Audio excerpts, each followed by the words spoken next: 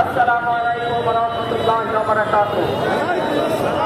আপনারা ইতিমধ্যেই লক্ষ্য করেছেন আমার প্রিয় ভাই ব্যবসায়ী প্রিয় ভাই সোহাগকে অত্যন্ত বর্বরচিত ভাবে অমানবিক নৃশংস এবং জঘন্য কায়দায় জীবন্ত মানুষকে প্রথম উলঙ্গ করা হয়েছিল এবং একজন মুসলমান পরবর্তীতে তাকে পাথর মেরে এই নির্মমভাবে হত্যা করা হয়েছে। এটি আইএমএ জাহিলিয়াতের বর্বরতাকেও হার মানিয়েছে।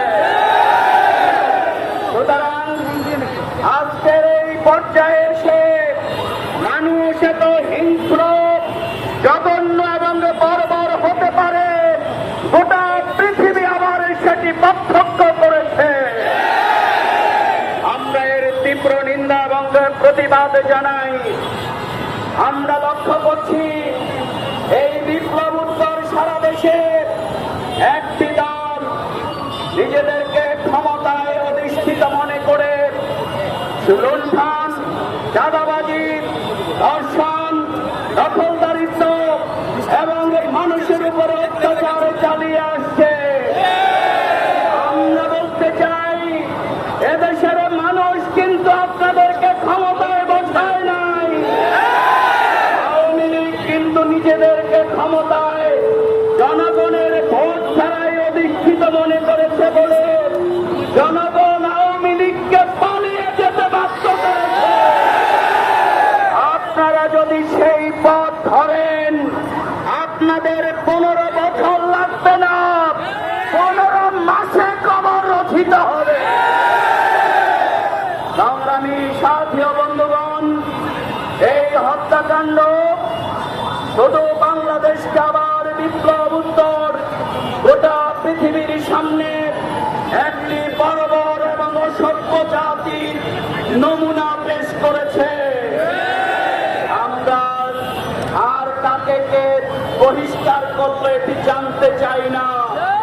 আমরা বলতে চাই যেই দল তার কর্মীকে নিয়ন্ত্রণ করতে ব্যর্থ হন সেই দলকেই মানুষ প্রত্যাখ্যান করে।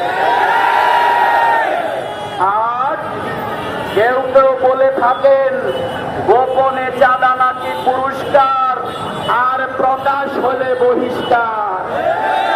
তার ভাগে কত টাকা কোথায় যায় কয়েকদিনের মধ্যে গোটা জাতি সেটিও কিন্তু প্রকাশ করে দেবে। তাহলে আপনারা কিভাবে জাতির সামনে মুখ দেখাবেন?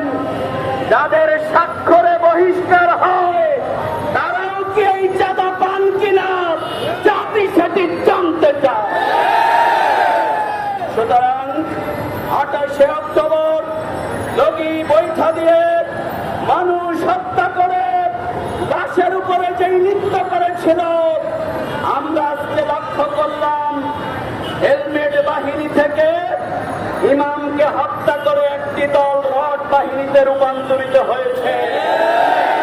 আবার এখন তারা আপডেট লাভ করেছে। সেই আপডেট হচ্ছে এখন রড বাহিনী থেকে তারা পাথর বাহিনী হয়েছে।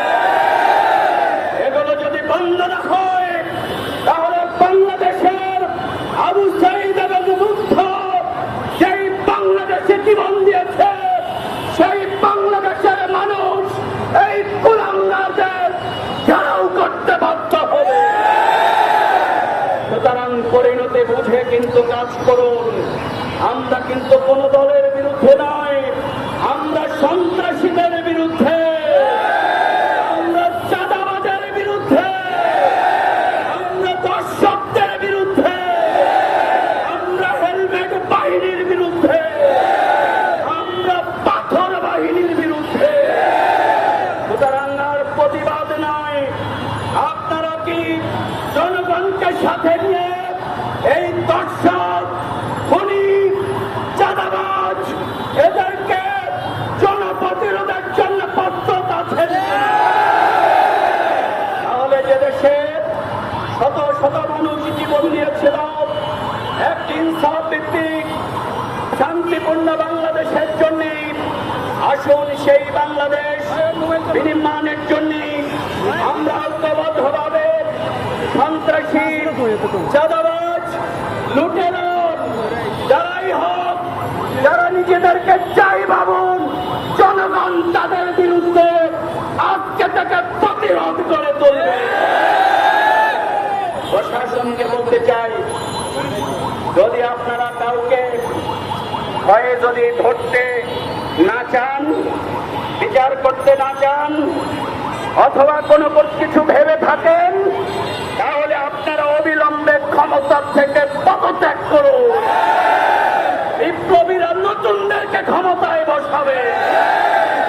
আমাদের আজ আমরা 4.5 কোটি যুবকের পক্ষ থেকে, বিপ্লবীদের পক্ষ থেকে আওয়াজ তুলতে চাই, যেখানেই খুনি, দর্শক, সেখানেই প্রতিরোধ হবে।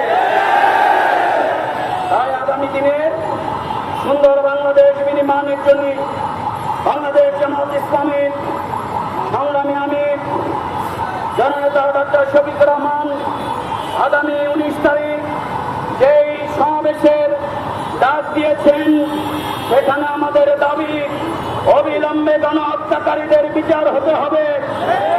ওখানেও অবিলম্বে লেভেল প্লেইং ফিল্ড তৈরি করতে হবে। অবিলম্বে চাঁদাবাজি অপরাধ বন্ধ করতে হবে। জুলাই বিপ্লবের শহীদদেরকে পুনর্বাসন করতে হবে। এদেশের মানুষ আজকে এই যারা সন্ত্রাসী, যারা চাঁদাবাজ, যারা মানুষের উপর অত্যাচার চালায়, এদের বিরুদ্ধে অবস্থান নিয়ে আগামী দিনে সংসদে কোরআনের সমাজ কায়েম করবে। আসুন আজকের এই বিক্ষোভ সমাবেশ থেকে আমরা আমাদের প্রিয় ভাই সোহাগ সহ যারা নির্যাতিত হয়ে শাহাদাত বরণ করেছেন, সবার শাহাদাতের সর্বোচ্চ মর্যাদা কামনা করি। শোকাহত পরিবারের প্রতি সমবেদনা জানাই এবং বাংলাদেশ জামাত ইসলামী নির্যাতিত সকল পরিবারের পাশে থাকবে ইনশাআল্লাহ। সংগ্রামী ভাইরা, তাই আগামী দিনের এই বাংলাদেশকে নতুন ভাবে